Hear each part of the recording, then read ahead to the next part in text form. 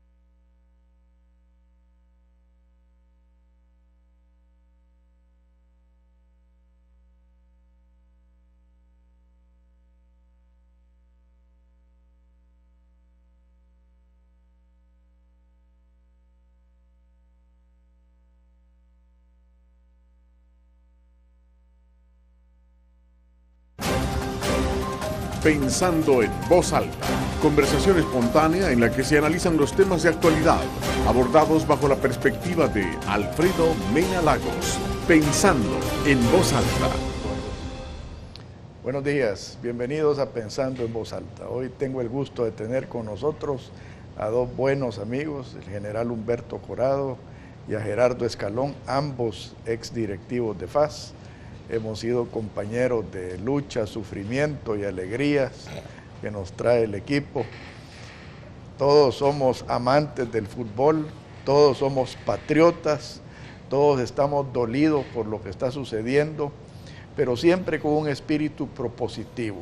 Yo creo que este suceso tan doloroso y penoso que le está sucediendo al fútbol salvadoreño, hay que aprovecharlo para mejorar las estructuras y ver hacia adelante. Humberto, ¿qué piensas tú de lo que está sucediendo? Bueno, muy buenos días a los televidentes, y Alfredo y Gerardo. Es un gusto para mí estar con ustedes. Bueno, realmente es dramático esto que está pasando, porque es inédito. Yo realmente, en todo el tiempo que tengo de ver fútbol, nunca había vivido una situación como esta. En el pasado, aparentemente el fútbol era más sano, los deportes en general, no había tanta influencia de personas extrañas a la organización de los equipos, de la selección nacional, y por lo tanto pues todo parecía que caminaba de mejor manera. Ahora pues esta situación pues nos toma bastante por sorpresa. No sé hasta qué punto, a qué profundidad tiene. No sé realmente si todo lo que se dice se va a confirmar. Si fuera así, pues realmente las autoridades del fútbol nacional tienen que tomar medidas definitivas para corregir esta situación, pero sobre todo creo que lo que interesa es hacer una revisión a fondo del deporte en general.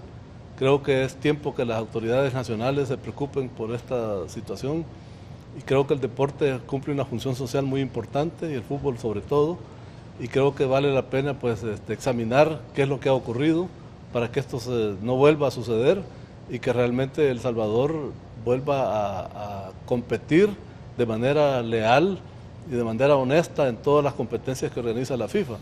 Porque de una u otra forma el país también sufre un menoscabo en su honor y en su prestigio internacional. Porque de cualquier manera esto, con las comunicaciones de hoy día, esto circula a diario en todo el mundo, en las grandes cadenas de televisión se ve que este no es un aspecto que pasa desapercibido. Por lo tanto, creo yo que amerita que se haga un buen estudio, un buen análisis para encontrar alguna solución. Gerardo, tú sos estudioso del fútbol, sos de las pocas personas que yo he visto que lleve estadísticas en los partidos. Creo que sos de los que genuinamente ama el fútbol y en específico ama al FAS. Claro.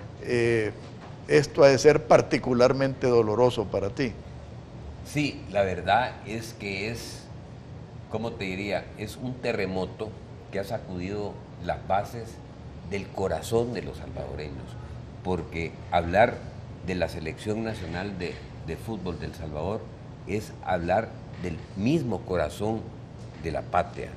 Yo me recuerdo cuando traté en un momento desde la Asamblea Legislativa de legislar haciendo una nueva ley que rigiera los destinos del fútbol, porque ya es obsoleto cómo se eligen a nuestras autoridades, y ya casi estaba en la Asamblea, aposté mi barba contra la cabellera de Kirio Waldo y la perdí, porque yo dije, antes de diciembre tenemos una nueva ley.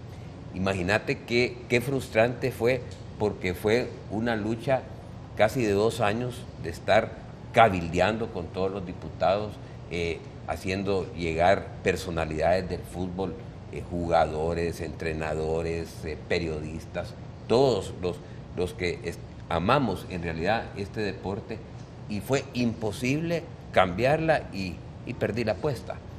Pero hoy lo que ha sucedido es algo para mí más que doloroso, porque somos aficionados todos, hemos estado en el mismo palco a veces con Beto y contigo, y la verdad que, por ejemplo, yo les digo, aquí guardo yo esto que dice El Salvador.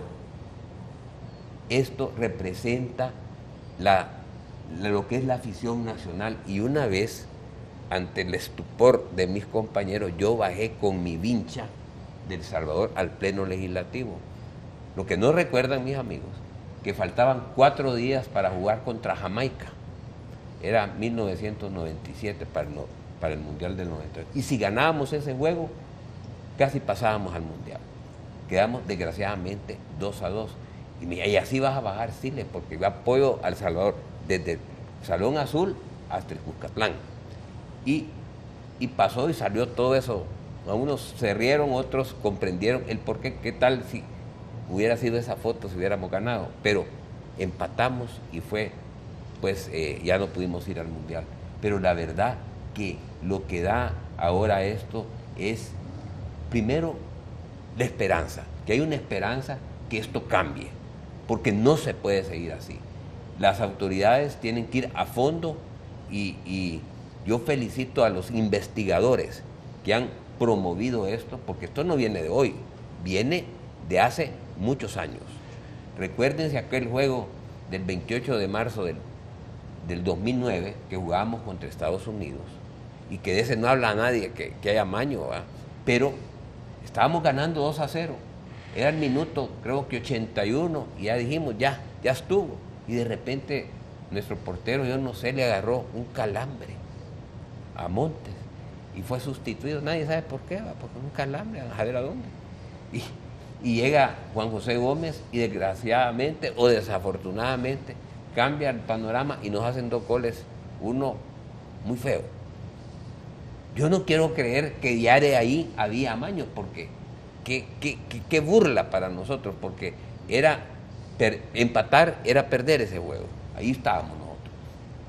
Y ahora que esto sacude el tinglado, no solo del fútbol, sino que de todos, de los que no saben de fútbol, de los que no quieren el fútbol, todos estamos involucrados. ¿Y qué está pasando?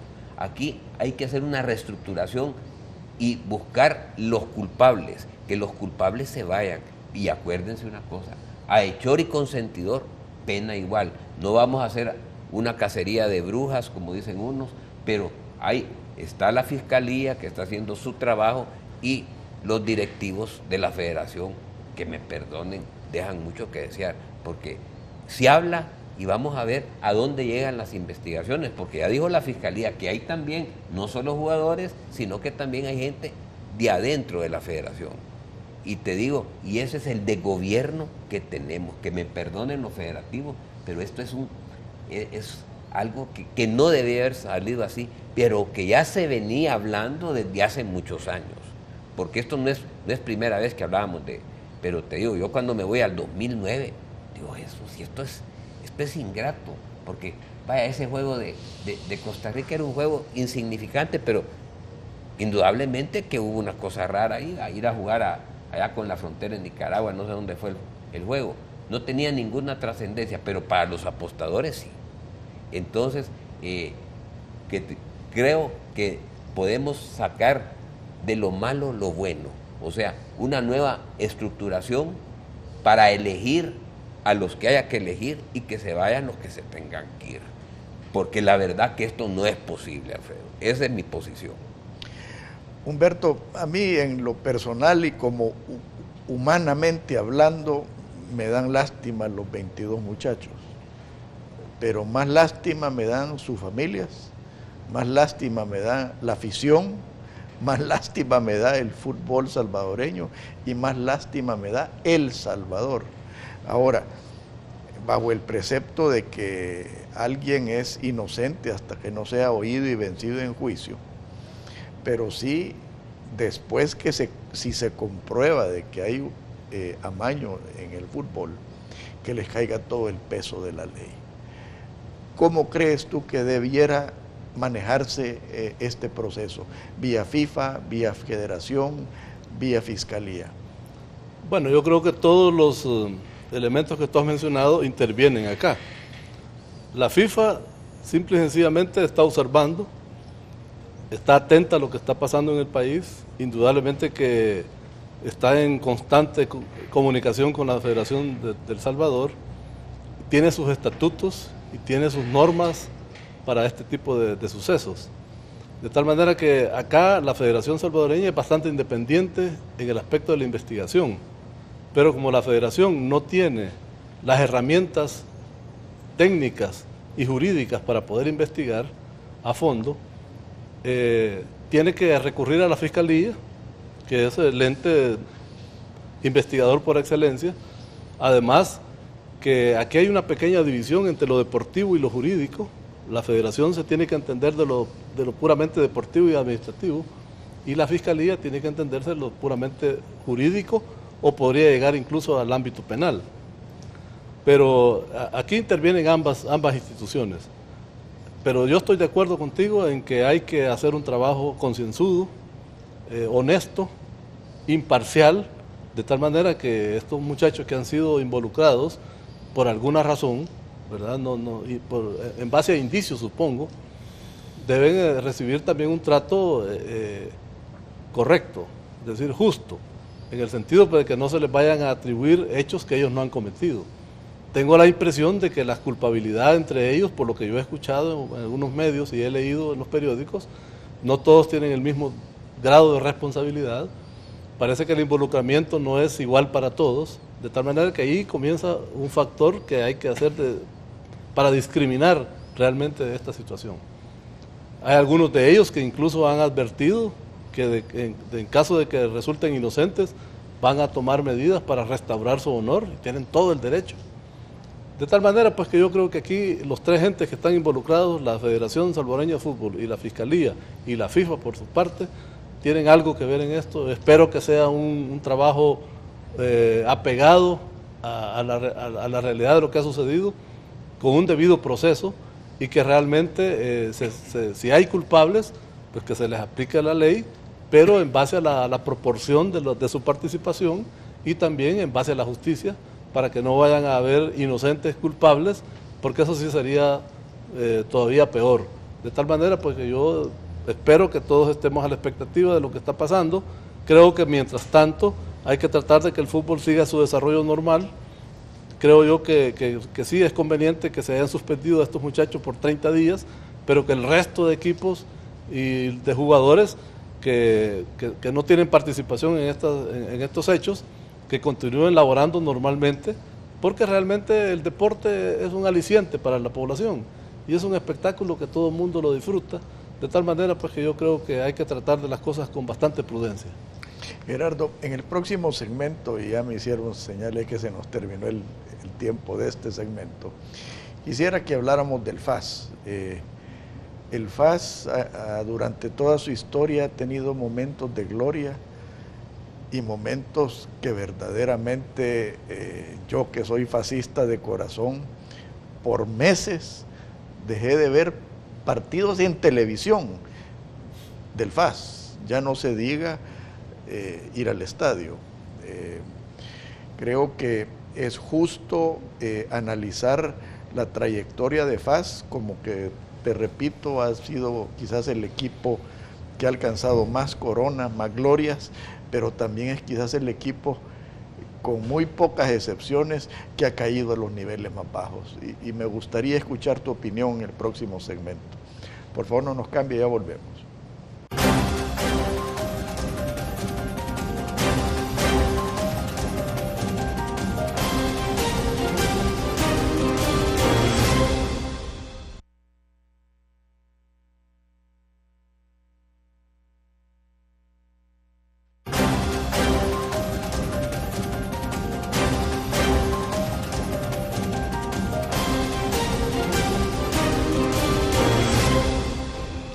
Gerardo, tu opinión respecto al FAS. Me has tocado una de las cosas que los tres amamos mucho, y lo que has dicho es cierto.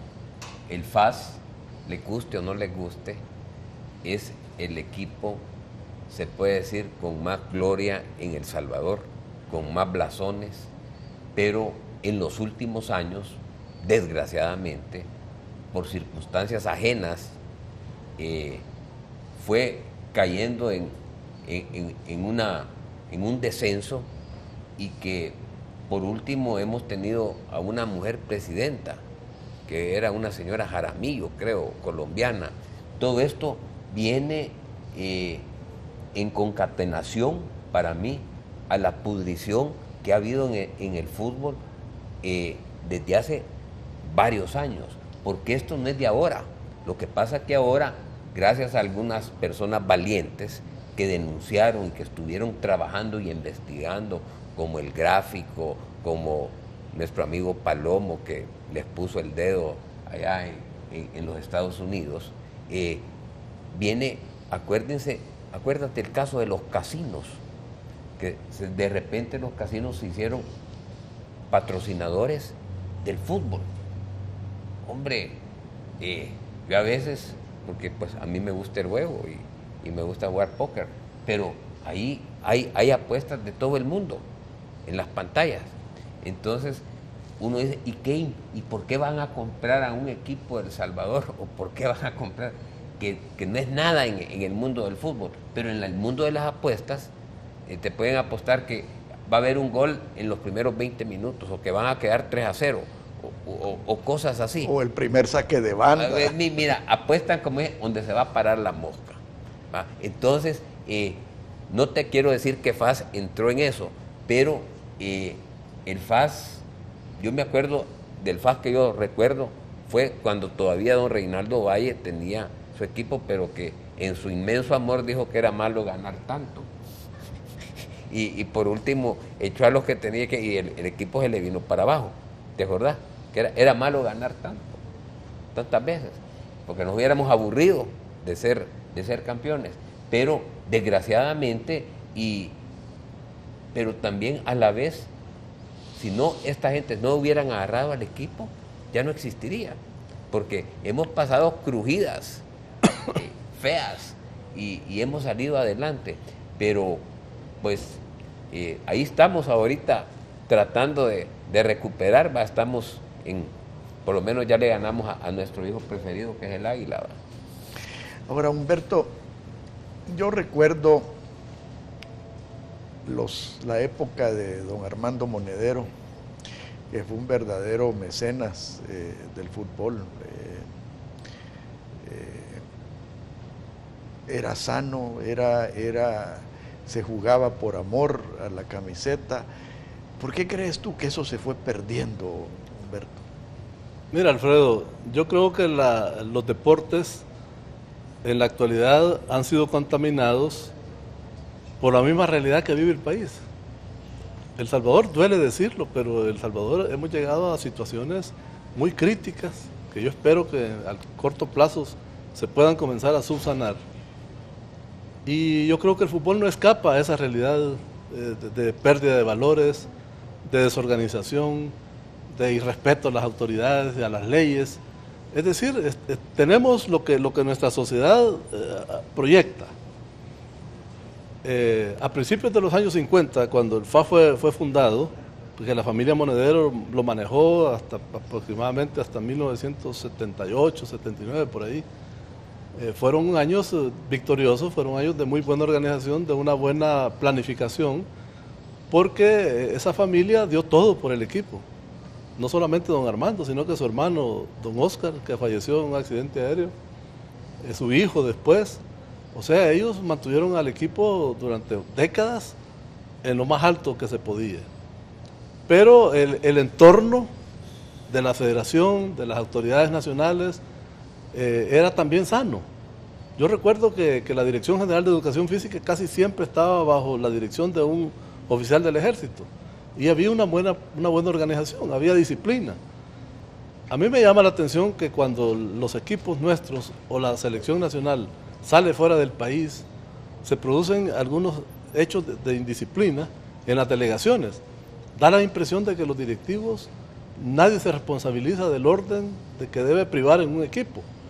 Por ejemplo, cuando sale una delegación a representar al país, tiene que haber un jefe de disciplina que se encargue de que se cumplan los horarios en todo sentido, tanto para entrenar como en la parte administrativa, que se cumplan los compromisos con los cuales se ha pactado el viaje, que se respeten las normas en los hoteles, que los jugadores no tengan contactos con personas extrañas, sino únicamente con aquellos entes o personas que están autorizados.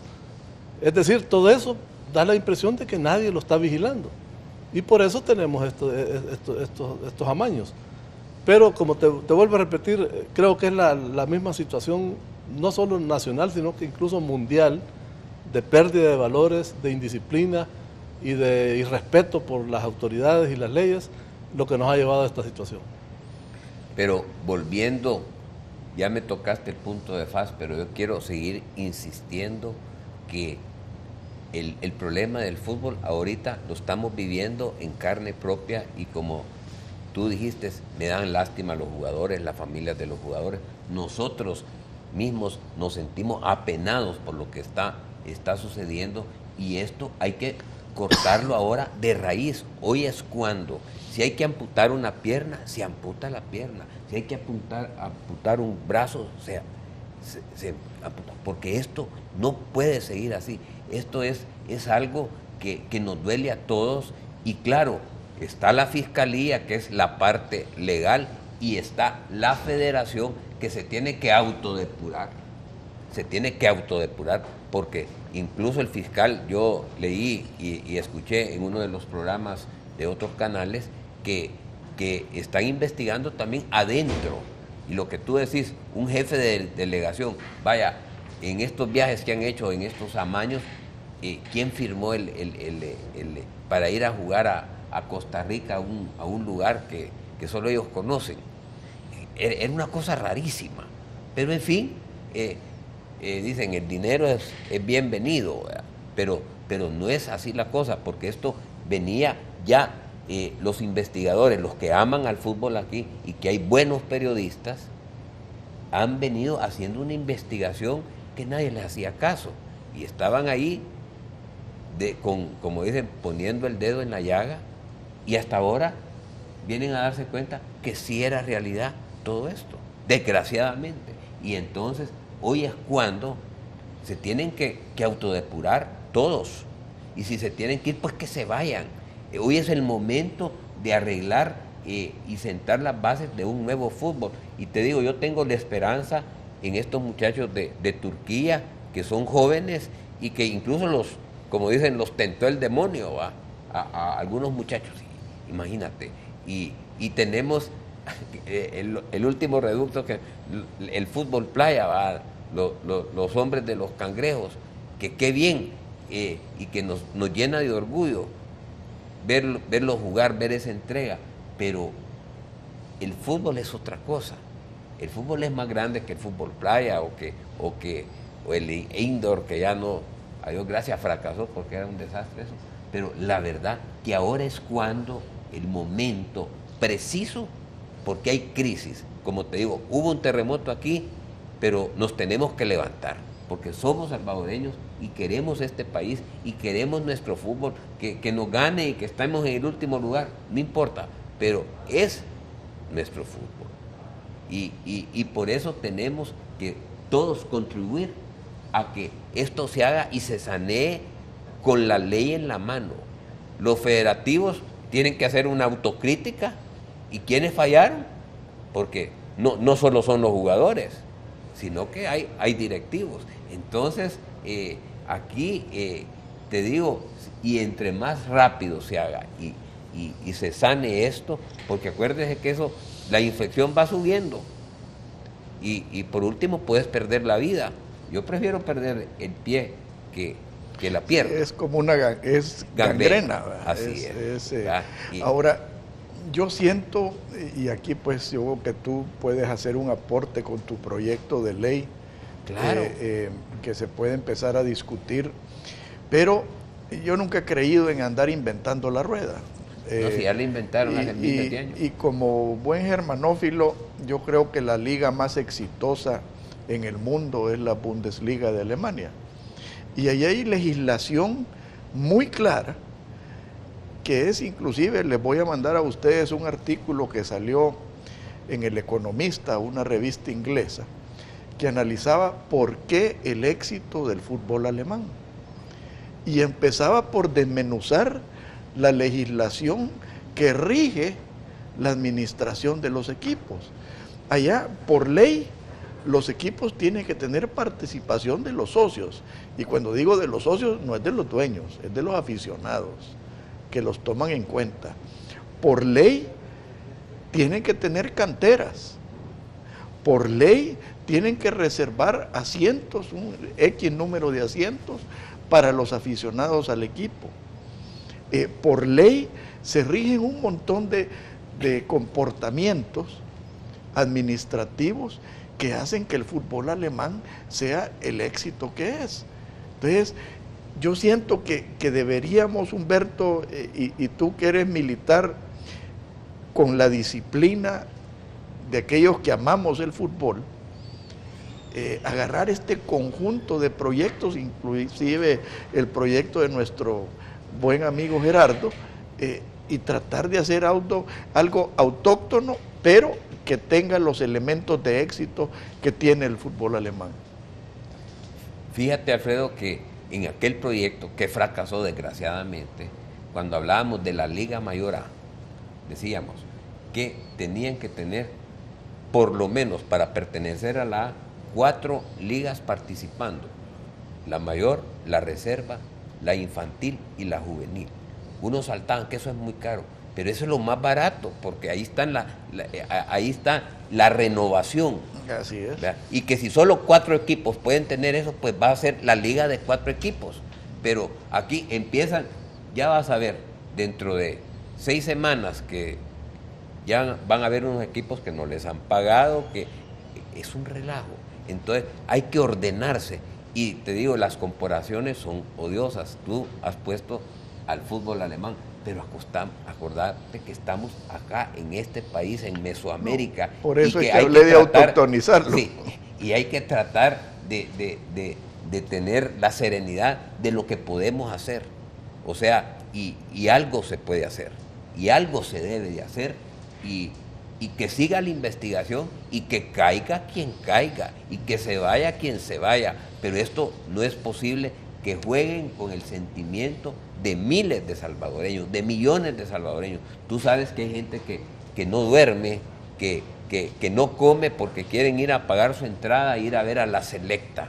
Y eso es doloroso, porque no es justo que jueguen con los sentimientos más puros que tenemos los seres humanos, que son los que están dentro del corazón.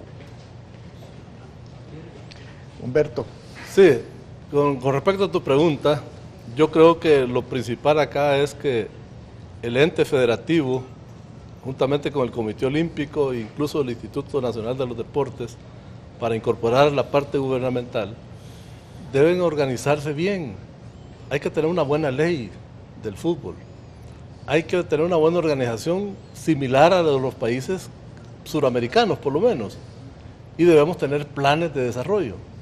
Con esos 3 elementos, tú puedes comenzar a mejorar el desempeño de este deporte tan popular.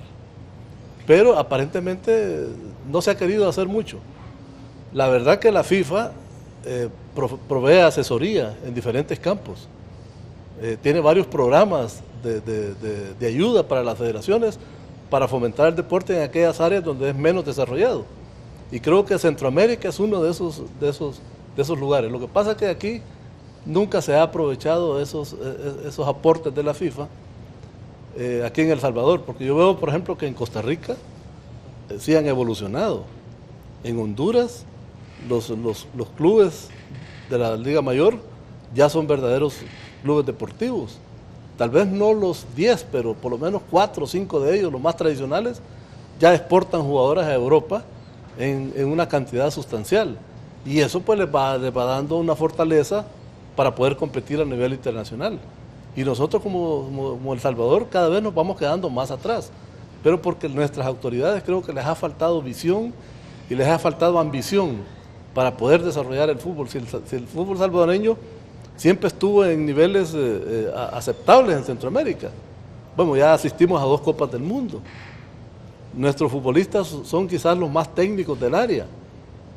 Tenemos el problema físico que sí es un poco endeble, pero creo que eso se puede mejorar con una buena alimentación, con un buen seguimiento médico. Es decir, hay formas de hacerlo. pero aparentemente las autoridades nuestras se han dedicado solamente a administrar las deficiencias que tenemos y no han elaborado planes con futuro, planes ambiciosos que hagan acopio de la experiencia de otros países y algo parecido a lo que tú mencionabas, como Alemania, que tal vez no vamos a llegar a esos niveles, porque son países sumamente desarrollados con otras estructuras, incluso mentales. Pero creo que a nivel centroamericano estamos obligados a avanzar y estamos obligados a mantenernos en un nivel que nos permita ser uno de los 3 países que clasifican la Copa del Mundo cada 4 años, porque eso le da prestigio al país y nuestra afición pues se alegra de ver esos éxitos, de tal manera que yo creo que yo insto pues a las autoridades nacionales a que trabajen de esa manera, una forma más organizada, más coordinada y más ambiciosa para poder mejorar. Gerardo, tú has sido diputado, me gustaría en el próximo segmento analizar primero por qué fracasó tu proyecto, o sea, porque una razón tuvo que haber habido, y segundo, ¿cómo ves tú el paralelo entre lo que está sucediendo con el fútbol salvadoreño y lo que está sucediendo con la partidocracia? Porque yo creo que el fútbol, de cierta manera, es una expresión de lo que sucede en nuestra sociedad.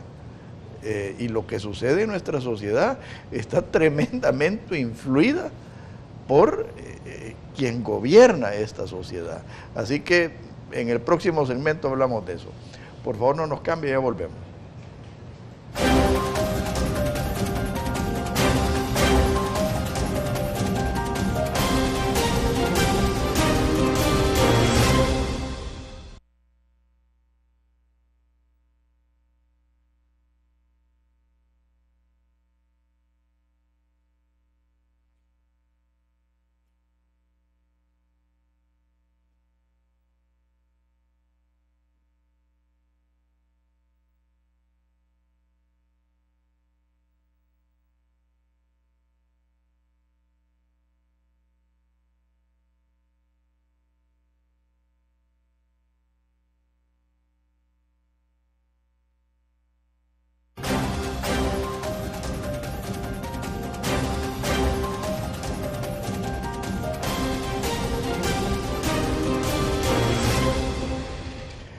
A ver, Gerardo, ¿por qué fracasó tu iniciativa? O sea, ¿qué crees tú que es el fondo de eso? Fue un esfuerzo que no solo fue mío, sino que fue de todos los que queremos al fútbol y de todas las personas que fuera de la asamblea ayudaron y aportaron sus conocimientos. Ahí estaban hasta representantes de FIFA, Raúl Alfredo Magaña, aquel de Guatemala, varias gentes. Y cuando prácticamente ya estábamos todos de acuerdo para bajar, como dicen, al pleno legislativo, se engavetó y le fueron dando, como dicen, torpedearon vulgarmente el proyecto y ahí quedó, porque ahí está todos los estudios, ahí estaban los técnicos que ayudaban para ir ordenando eso en una forma legal y que tenía que ir conforme a FIFA, etcétera. Ahora, cuando tú decís de esas compras de las partidocracias, acuérdate que aquí, si compran diputados, ¿cómo no? Imagínate, y esta es una revelación. Sí, pero yo quiero llegar al fondo de esto. ¿Por qué fracasó esa iniciativa? O sea, ¿quién la paró? Digamos, yo me puedo explicar por qué ahorita misteriosamente se ha parado la modificación de la ley de aeronáutica civil. ¿La han parado? Pues por lo menos misteriosamente ya no se ha vuelto a hablar, cuando habían 2 proyectos ya para bajar al pleno. Yo te puedo decir por qué se ha hecho y quién es el responsable de eso. Ahora, lo que yo no me puedo explicar, ¿quién fue el responsable de parar tu proyecto? Fíjate que es una buena pregunta y yo suelo ir frecuentemente a la asamblea. Voy a ir a escudriñar todo lo que se hizo y en qué momento ya no funcionó. Lo que sí sé, que en diciembre yo me tuve que rasurar la barba porque yo había apostado. Entonces quiero ver, porque la verdad que han pasado ya más de casi 13 años, 14 años de eso, y porque fue una de las cosas que yo me propuse, así como en la primera legislatura que estuve, dije, voy a quitar la ley. Pero ¿qué intereses hubieron? O sea, porque ahí habían intereses de federativos, habían intereses de casas comerciales, habían intereses... ¿Sabes qué? Te puedo decir que a la gente le gusta el desorden, no le gusta el orden, porque cuando hay orden, hay disciplina y hay claridad y hay transparencia. Y aquí no hay ni claridad ni transparencia, y es por eso como se han venido manejando el fútbol, como nadie sabe a quién le dan los derechos de televisión, en fin, hay una serie de cosas que vienen, claro, en menoscabo de algunas personas que se lucran con eso, ¿verdad? Y precisamente, si uno o alguien quiere poner orden, no, eso no. Bueno, yo aquí les voy a hacer una propuesta a ustedes dos. Yo tengo el honor de haber sido consultado por un amigo que está escribiendo un libro de la historia del deporte aquí en El Salvador. Y ahí es evidente que la Fuerza Armada ha jugado un papel vital desde la fundación del deporte organizado en este país hasta su buen funcionamiento en los años 70, 80. Yo les voy a proponer que desenterremos ese proyecto, que ojalá esté de manera digital. Tiene que estar. Y hagamos una comisión, invitemos a Eduardo Palomo, que es otro que ama el deporte, invitemos a Enrique Molins, que es otro que ama el deporte y ha hecho mucho por el deporte, y tratemos de revivir un proyecto sano, visionario y no hay que inventarse la rueda. Y eficiente, o sea, que nos lleve al éxito. ¿Qué te parece eso, Humberto? Fabuloso, me parece una buena iniciativa. Creo que, como tú mencionabas, pues en los tiempos en que la educación física aquí era manejada con cierto régimen militar, paramilitar, digamos, había más orden, había planes que se cumplían, había supervisión, sobre todo, de la eficiencia de los entrenadores, porque todos los entrenadores de educación física que estaban destacados aquí en San Salvador, en la zona occidental y en la zona oriental, eran supervisados por la dirección y tenían que cumplir ciertas metas y tenían que cumplir disciplinadamente con sus funciones por las cuales se les asignaba un salario.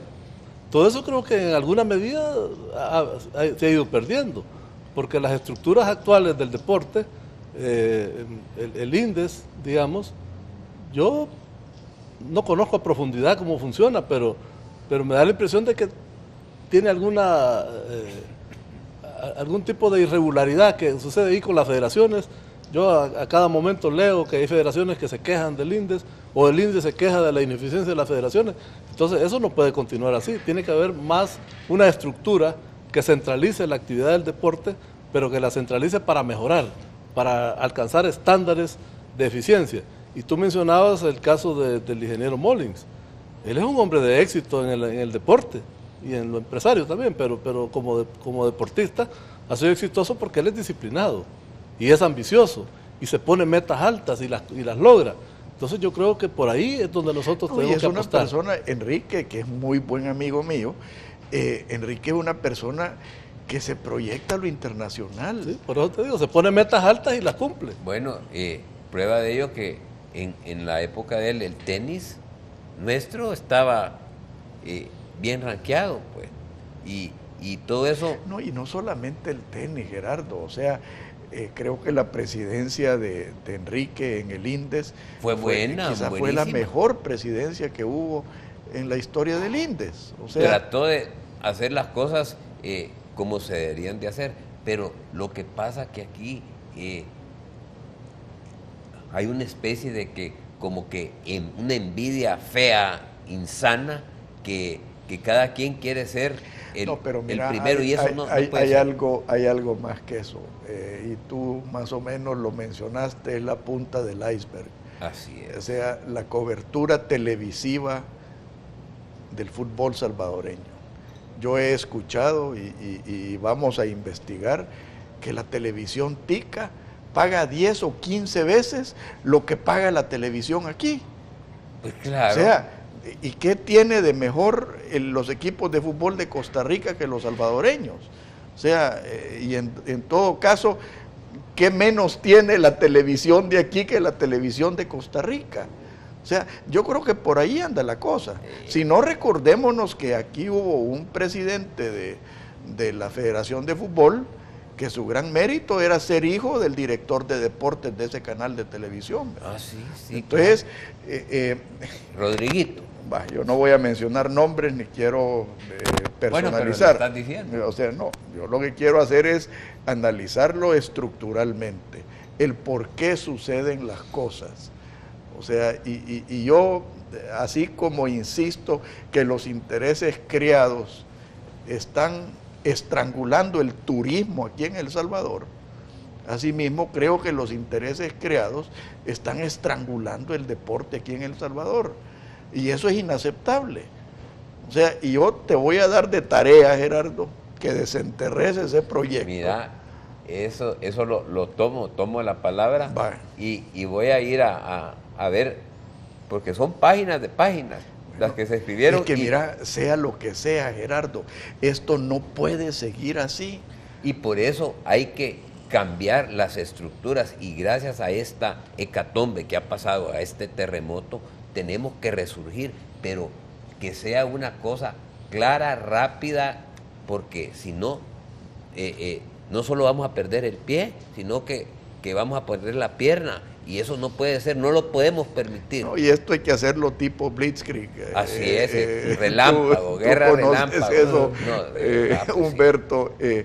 Yo creo que esta coyuntura que está sucediendo hay que aprovecharla para sacar algo bueno y corregir lo que se tiene que corregir. Y felicitar a los buenos y señalar a los malos, porque aquí ha habido gente buena que ha tratado, pero siempre la trataban de no, si no hay nada, si venían con los amaños desde hacía 2 o no sé, como te digo, ya en el 2009, en ese juego El Salvador-Costa Rica, que estábamos felices, que El Salvador-Estados Unidos, perdón, y de repente el Mudo Monte se acalambra, y yo no vi que hubiera un encontronazo, una cosa así. O sea que aquí tenemos que hacer algo, y los que lo deben hacer, y todos tenemos que estar atentos y apoyando a los buenos.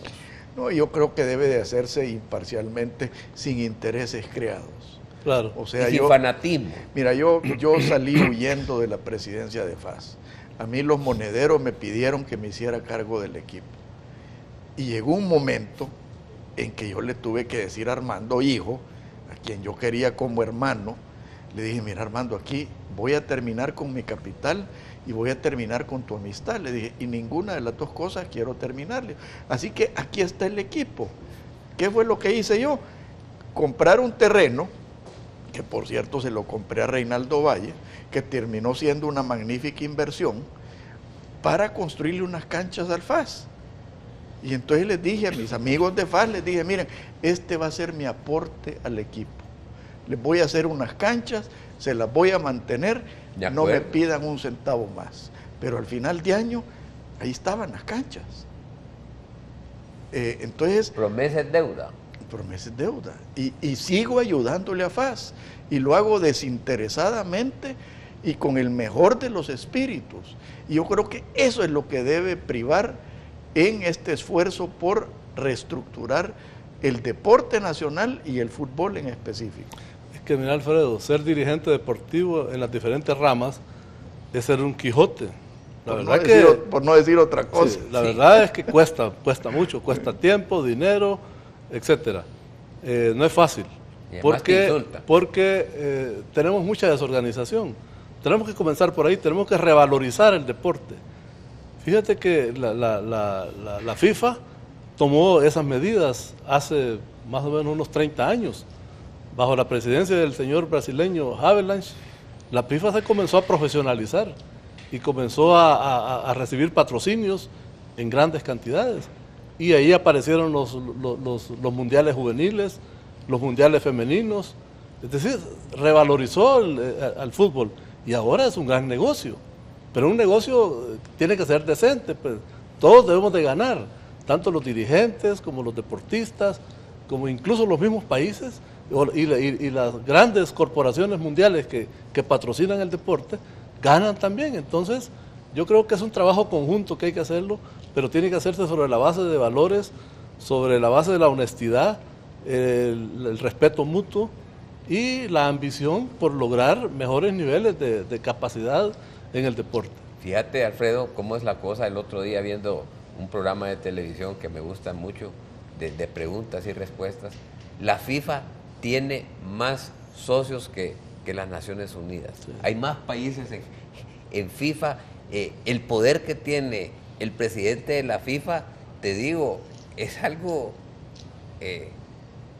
fuera casi de lo común, y es el presidente de la FIFA, y ahí topó el mundo. Pero la verdad es que ahorita es el momento, porque esto no puede seguir así, y ojalá, yo les pido a los investigadores que sigan, pero a marcha forzada, y a los que levantaron esa bandera en los periódicos denunciando, al fin dieron, ya se va a quemar el bosque, ya el bosque se quemó, pues ardió, como dicen, ardió Troya, y ahora, y cuando hay incendios hay heridos, hay muertos, hay destrucción, y eso es lo que ha habido acá.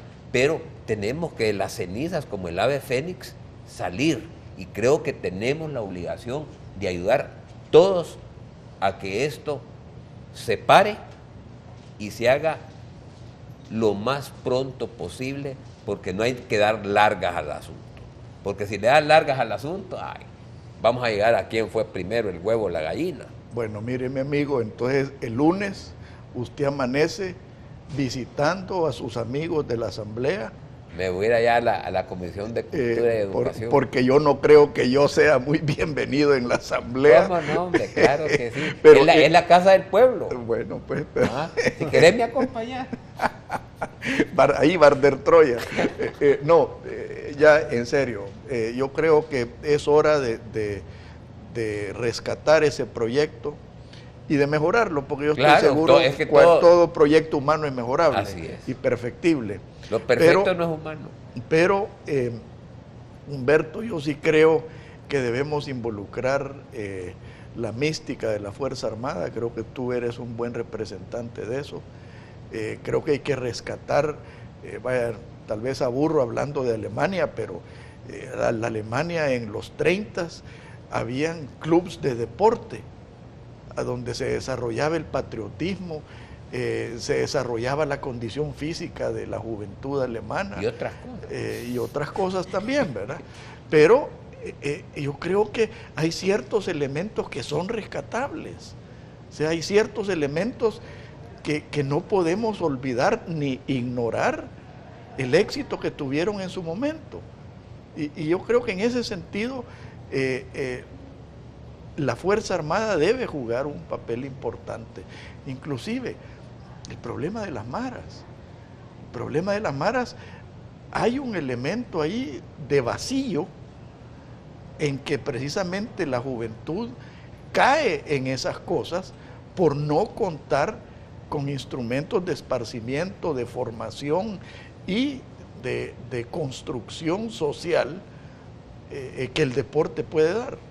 Claro, sí, el deporte en los planes de trabajo de la Fuerza Armada ocupa un lugar preferente. O sea, la educación física, la formación corporal dentro de la institución armada es fundamental, porque no puede haber un soldado que sea buen combatiente si no está en condición física adecuada. Caminar. Tiene que tener una condición física extrema, si es posible. Entonces ahí la educación física es primordial. Mira. Esos mismos ejemplos se pueden traducir a otros ámbitos. Por ejemplo, al ámbito estudiantil. Antiguamente los institutos nacionales eran militarizados precisamente por eso, para que tuvieran disciplina, que tuvieran orden, que practicaran los deportes, que tuvieran una mente más sana. Y entonces, como lo que tú dices, la juventud tenía más opciones para poder desarrollarse.